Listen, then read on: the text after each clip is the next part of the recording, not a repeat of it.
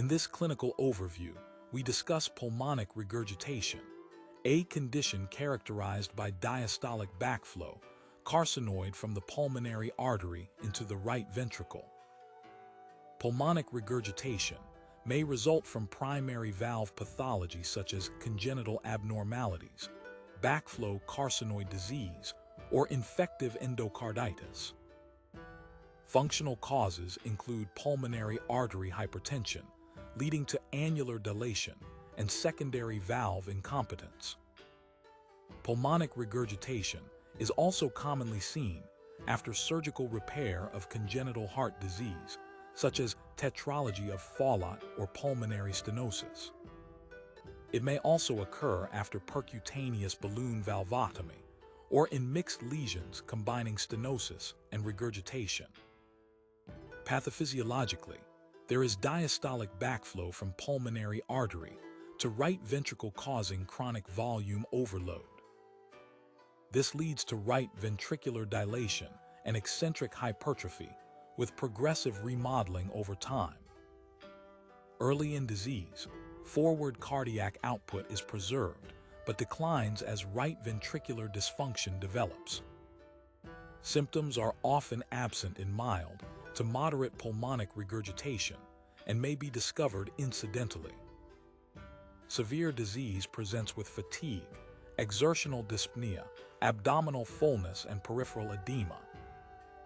On auscultation, a high-pitched decrescendo diastolic murmur known as Graham-Steele murmur is heard along the left sternal border.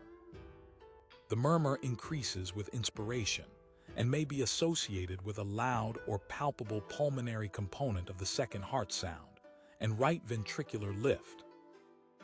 In post-surgical RV outflow tract conduits, the murmur may be short and low-pitched despite significant right ventricular volume overload. Electrocardiography often shows right ventricular hypertrophy and right atrial enlargement in significant disease. Chest radiography demonstrates enlargement of right atrium and right ventricle in advanced pulmonic regurgitation. Transthoracic echocardiography is the primary diagnostic tool, assessing regurgitation severity, valve morphology, and right ventricular function. Cardiac magnetic resonance imaging provides precise quantification of right ventricular volumes and is important for surgical planning. Treatment depends on cause, with management of pulmonary artery hypertension and volume overload being central in functional disease.